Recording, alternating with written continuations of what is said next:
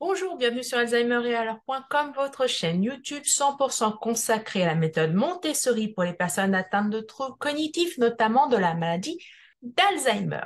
Donc déjà, je voudrais vous remercier. Je me suis lancée il y a un an. Nous sommes plus de 90 abonnés sur cette chaîne. Je n'aurais jamais pensé qu'on aurait été aussi loin. Donc, un grand merci pour les Montessori et Montessori de cette chaîne. Bienvenue. J'espère que le sujet de la semaine vous plaira. Et pour ceux et celles qui passeraient par là et qui ne me connaissent pas, donc, je suis Albert Audrey, je suis conseillère de vie Montessori Alzheimer et mon boulot au quotidien, c'est d'accompagner des aidants et des professionnels dans la gestion du quotidien avec leurs proches atteints de troubles neurocognitifs. Alors, c'est parti pour le sujet de la semaine puisque nous sommes jeudi et on va continuer dans notre petite playlist sur les interventions non médicamenteuses. Et là, on va faire la connaissance d'une chouchouteuse professionnelle, Béatrice Turpin, qui est réflexologue plantaire. Je vous laisse en compagnie de Béatrice. Bonjour, je m'appelle Béatrice Turpin, je suis réflexologue plantaire et je pratique aussi des massages bien-être comme le massage femme enceinte, le massage bébé. Je pratique aussi le shiatsu assis, massage détente, et puis depuis peu le shiro champi, massage ayurvédique de la tête. Alors pour commencer, la réflexologie plantaire. La réflexologie plantaire, c'est une stimulation des zones réflexes. Donc, je stimule les organes et puis je peux travailler aussi sur tout ce qui est l'appareil locomoteur. Les bienfaits de la réflexologie plantaire, c'est d'induire une détente pour toutes les personnes qui sont stressées, qui ont des troubles du sommeil, qui ont des douleurs aussi. La réflexologie plantaire peut les aider. Pour les personnes qui ont des troubles circulatoires, c'est pareil, on peut stimuler la circulation sanguine, on peut stimuler le système lymphatique, le système immunitaire, on peut lever des blocages articulaires et musculaires. Bref, la réflexologie plantaire aide à réguler, à rééquilibrer l'homéostasie, c'est-à-dire rééquilibrer le corps en interne. Les contre-indications de la réflexologie plantaire, ce sont ne pas être enceinte de moins de 4 mois. Et puis moi souvent, pour les femmes enceintes, je demande un avis médical, donc soit le médecin, soit le gynécologue, soit la sage-femme. Pas de thrombose, pas de phlébite. Les infections, ça dépend desquelles. Pour les infections, si on est vraiment très très très malade, un avis médical. Pour les cancers, c'est pareil, c'est sur avis médical. Donc médecin, oncologue. Et puis pas de fracture au niveau du pied récente, pas d'entorse ou pas de plaie au niveau du pied. Quand c'est plus haut, ça va, mais quand c'est au niveau du pied, non, ça peut être dérangeant. Et puis éviter quand il y a des infections type mycose, parce que du coup, je vais la répandre un peu partout sur les pieds. Voilà pour les contre-indications. Pour les autres massages, eh bien, c'est à peu près pareil, hein. Ce sont des massages détente.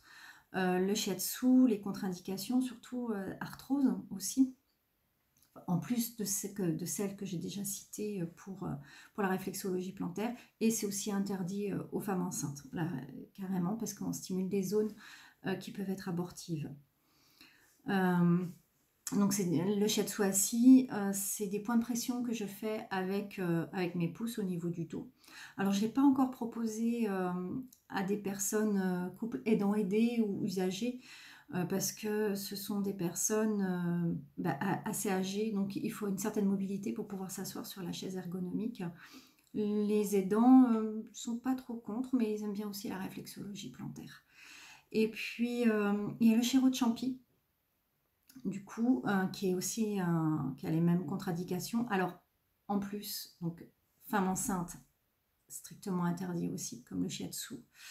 Pas d'infection du tout. Et puis, éviter d'avoir bu de l'alcool, parce que du coup, ça augmente, ça triple, quadruple les effets de l'alcool. Le chirotchampy, en fait, ça va aider à débloquer tout ce qui est tension au niveau de la tête. Alors, c'est surtout pour les personnes qui ruminent beaucoup, qui sont tout le temps en train de penser, tout le temps en train de réfléchir, qui ont souvent, il y a des nœuds au niveau des sutures. Et du coup, ça aide à libérer ces zones-là. C'est pour les personnes qui ont des troubles du sommeil aussi. C'est plutôt efficace. Donc voilà. Là actuellement, je finis mes interventions auprès des couples aidants aidés et des usagers. Je suis intervenue auprès de plusieurs couples et puis plusieurs personnes seules à domicile parce que voilà, c'était des personnes qui se mobilisaient pas beaucoup ou peu. Et puis, donc ce sont des personnes qui ont découvert la réflexologie plantaire, qui ont trouvé ça très bien et qui étaient contents de me revoir une deuxième fois parce qu'ils avaient le droit à 2 rendez-vous chacun. C'était une réelle découverte et voilà, il y a des personnes qui ont vraiment bien ressenti les bienfaits et qui en demandent d'autres. Et moi, je trouve ça plutôt chouette parce que ce sont des personnes qui prennent conscience que voilà ce que c'est que de prendre soin de soi aussi, pour les aidants aussi, pouvoir se poser une bonne demi-heure, voilà, du temps que pour eux, où ils n'ont pas à être à l'affût de ce que l'autre fait, des besoins de l'autre. Donc c'est plutôt bien accueilli. Voilà. Eh bien, je vous souhaite une bonne journée. Alors, vous connaissiez la réflexologie plantaire? N'hésitez pas, mais c'est un petit comme, je suis très curieuse. Moi, personnellement, j'ai jamais essayé. Par contre, je trouve ça complètement fou de se dire qu'on a tous les organes du corps humain, soit sur le pied, soit sur la main. Ça me fascinera toujours. Moi, la médecine traditionnelle chinoise, je trouve que c'est un sujet passionnant. Alors, il faut savoir que la réflexologie plantaire, c'est pas remboursé, hélas, par la sécurité sociale. Je suis désolée. Mais en France, c'est pas considéré comme une vraie science. Me demandez pas pourquoi, je ne sais pas. Par contre, ça peut être pris en charge par certaines mutuelles dans le cadre des forfaits bien-être ou dans le cadre des forfaits dites médecine douce. Donc, vous avez le droit à 8 à 10 séances par an à peu près. Ça dépend des mutuelles. Donc, n'hésitez pas à vous renseigner. Alors, si vous voulez faire appel aux bons et merveilleux soins de Béatrice, n'hésitez pas. Toutes les informations sont dans la description, juste sous la vidéo.